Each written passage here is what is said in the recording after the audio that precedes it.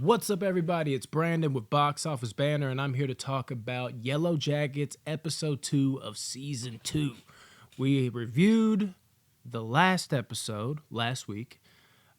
Good time, more filler type of episode, kind of just ingratiating us back into this universe and everything that it entails.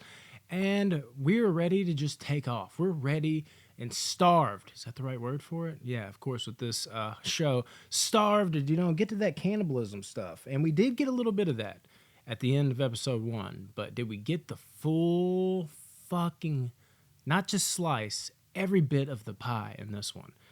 And we kind of did. Kind of did, guys. All right, let's jump into it. Obviously, spoilers. That's going to be in the video title, all that shit. So know that going in. I hope you knew that going in because I kind of already gave that away talking about cannibalism, but I didn't say who they cannibalized. If you were dumb enough to click on the video. That's besides the point. Neither here nor there. Let's catch up with the crew. Misty. She's still getting wrote by this mysterious stalker-esque person about Adam. He knows something. He's onto her. He's pushing her buttons, and we now know that that is Elijah Wood. I was wondering how he was going to fit into the show. I kind of had a feeling after the first episode that that was going to be his role, and sure enough, here he is. I kind of like the little quirky type humor he had. I feel like him and Misty could end up being a good, team tandem, because we do see in the trailers that they're together a lot. Obviously, they're going to be playing off of each other and to some degree. And his type of stupid humor, like after she found the note, he was just like, and in 10 seconds this note will self-destruct. 10, 9, 8, 7, 6. Corny as fuck, right? But also misty as fuck. That's pretty much all we got going on with the Misty front. I can't wait till she breaks in and becomes, even more deep into the season as far as focus on her character. Because right now, the interesting elements, I think, are really painting more towards our other main characters and leads, and yet Misty's still the person that seemingly steals the show. Now, she might not be doing it right now, but the fact that she's on the same wavelength, about on the same level as the other girls in the show with seemingly less to do, tells you all you need to know about Misty, and I'm really excited to see what they do with Elijah Wood going forward. Shauna, this is more about Shauna's daughter here. I believe her name's Callie. She's right now, Shauna's just trying to, really open up to her daughter. She wants to go to the mall. She's trying to do all these things, and Callie's having none of it. I think she can feel that Callie's kind of rebelling. She even breaks up with her boyfriend this episode. It's just out of nowhere, like, you know what? Fuck it. I'm done. She wants to kind of reel Callie back in, and she's having none of it. And we get a lot from her in this episode. We get to see the rebellious nature. We get to see her even bail out Shauna, because Shauna gets questioned by, forget guy's name, the cop. He returned. We got to see a familiar face with him because he wasn't in the first episode unless I completely missed it. Him coming back and questioning Shauna. He's questioning Shauna in the living room, saying, like, we even have texts that proved you and Adam were talking, and Shauna's kind of just in terrible liar mode, almost like, oh, really? What do I do? And, her daughter actually bails her out, which was cool to see. But her daughter knows. She's like taking the little bit of that's something I forgot to bring up in episode 1. How they burned everything of Adam's, and they had like his ID or whatever it was. And Callie, I believe that's her name. I really hope I'm not butchering this. Her daughter takes that little bit of picture that's left, which really bum move on their part. I can't believe Jeff and Shauna didn't think to make sure, the little piece of paper that shows his whole face is not fucking still in the grill. Like, come on, guys, cover your tracks. But she's hanging on to it. You see she's looking at it. She's just coming to terms with just like, dude, my parents definitely did something to this guy. She knows it. So that's where that rebellious nature comes from. And she bells out her mom saying, hey, aren't we going to go? Like right when she was in the middle of being questioned. And you can tell the cops almost standoffish in a way too, where like they're friends. He doesn't want to put Shauna away, which comes into play with the next thing that happens with Callie, which I kind of called. And she was just at the bar, drinking, day drinking, of course. And there's another guy, day drinking. They even talked about that. And the girl's friend, Shauna's daughter's friend, is like, that guy's been staring at you. Of course, being in a rebellious, mood, she goes over there. And when she goes over there, she strikes up a conversation with him about a crossword puzzle, saying her grandpa was really good at this. And he's like, oh, does your grandpa happen to be here? Because I need a word here. And she says satanic, which of course she says satanic with this fucking show. And I could just feel there was something off with this guy. And come to find out, he is on the police force and works with the cop that we've known from the first season that is friends with Shauna. And he basically calls out that cop on his bullshit, the guy that was with Callie at the bar. He's basically saying, like, maybe you're in too deep because you care about her, da da da da da. So now we have this guy that is tailing and trying to get information out of Shauna's daughter. So that could be a very interesting setup. That's what we got going on with Shauna. Natalie, I don't know what the fuck's happening with this, because Lottie's came clean. She's like, oh, I had to do it. I was following you. You know, you're on these drugs and you're like harming yourself. We had to kidnap you. Blah, blah, blah, blah, blah. Have every little answer. Oh, the guy that got buried in the hole, it's because of this, this, and that. I don't want to hear shit. I don't fucking believe Lottie for a second. None of it. She gives a whole recount on the death of Travis and how she fucking went over there and then he went outside and then he's like, oh, help me, and the button got stuck and that's why he got pulled up and fucking got hung. None of this shit's adding up. And the fact that like Natalie doesn't seem to be asking as many questions. I mean, there's moments where she's like, well, why didn't you call me? Why didn't? But Natalie's better than this. Like, you think she would just put the shit to bed immediately, be like, I'm not falling for your shit, Lottie. There's no way you just fucking talk me into this. But I think it also could be Nat making a play. Like, she didn't want to show all her cards. You know, she's still in the thick of wherever they are with Lottie. She still needs to escape. Maybe she's playing it off, but deep down, like, you know, next episode, she fucking hits over the head with a shovel or something crazy. And she's like, did you really think I believed that bullshit you told me about Travis? So it's going to be really interesting to see what they do going forward with that. But right now, Natalie's disappointing me, dude. Like, Nat should not be falling for this shit. As a viewer, I still do not trust Lottie one fucking bit.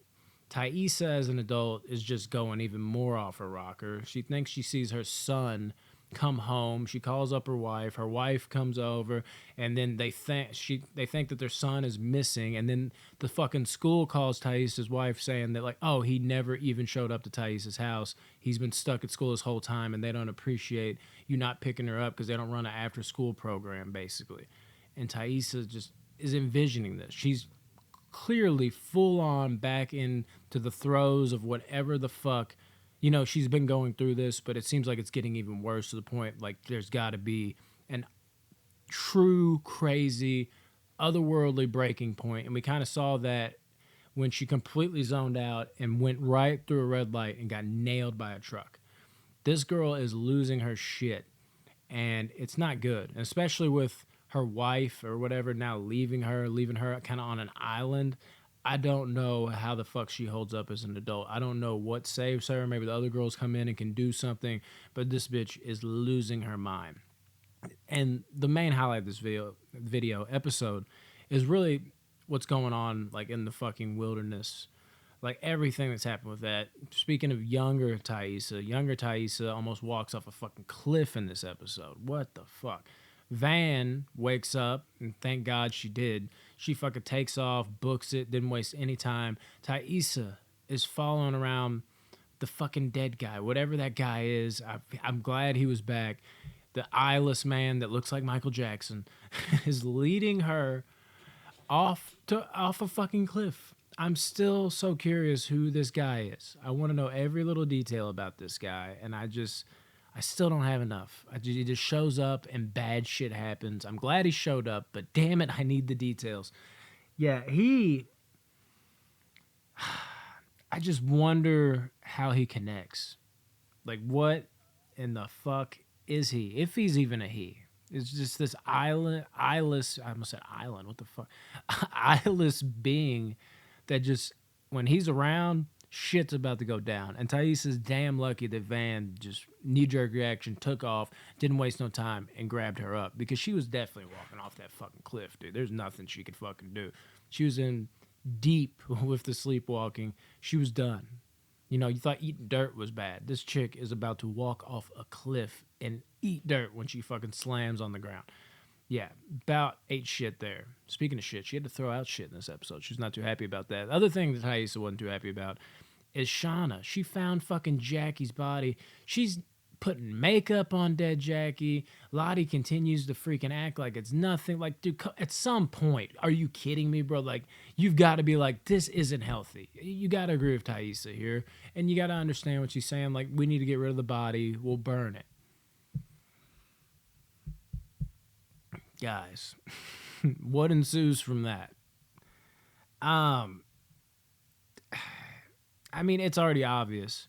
It's more than just they're stuck out in the woods. There's some type of weird spirit. I mean, you got the eyeless person.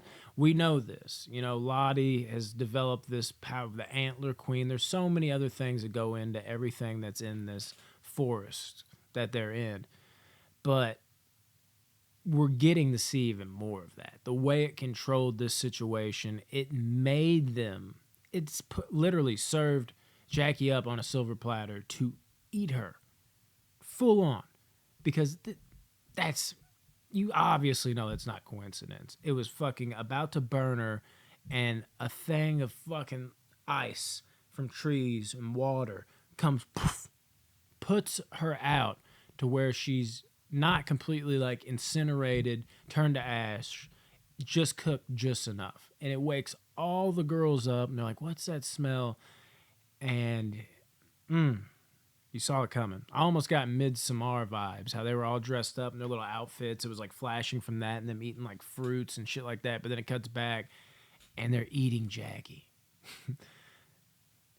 I think we all knew deep down this was going to happen, but like, who was it going to happen to? And then when Jackie died at the end of season 1, we kind of thought, yeah, there's some people saying they're going to eat Shauna's baby, because where is Shauna's baby? She doesn't exist in this, you know, new age, present time, at least present time in the show.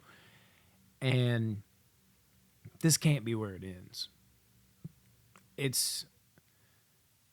They've got a taste now. Like, they are definitely going to eat more people. If you didn't know that for some reason, people, that's going to happen. Like, there's no way around it. The question is, how far are they going to go? Are they now at a point where they vote this person off the island, like, well, we're hungry and we don't like you, or you cause too much trouble, you know, maybe hit said person over the head with a rock and then eat them? Maybe it's fucking Coach, because Coach was the only person that backed up and was like, dude, this is fucked. And he went behind the wall and was like, breathed heavily, and then looked around the corner and was like, oh my fucking God, they're just eating her. And I'm not talking about, like, you know, any type of hesitancy, whether that has something to do with the wilderness that's making them do that, or if they're just like, I'm that fucking hungry and fuck it. If we're all in, then I'm in. I'm not going to think twice about it. But they were in. They were into Jack. They were digging into her, ripping her apart, eating at her nonstop. And there was nothing that could stop them. They seemed like people possessed. Like, the hunger won. And it just shows you not just what they're capable of, but what anybody's capable of. You know, there's a great quote in the movie The Mist, you know, how everything goes to shit in that movie. You know, the fog comes over and all the fucking, you know, it's like Revelations type shit. And the lead character, Thomas Jane, says, just like, I think somebody's questioning him. He basically says something along the lines of, that's not how people are. People are good. And Thomas Jane, like, just has this look like, the fuck are you talking about, basically? Because he's like, yeah, people are good. Sure, when, like, the electric's on, you know, the water's running, we have food, we got drink, we have all that right at our disposal. But when you put people down and the chips are down and you back them into a wall and you scare the shit out of them, see how cooperative people are. It's something along the lines of that. And you see that in this. And I know it's just a show, but there's shit like this that has happened. People will go to extremes once that comfort's gone. Out of nowhere, we turn into the animals. Just like that.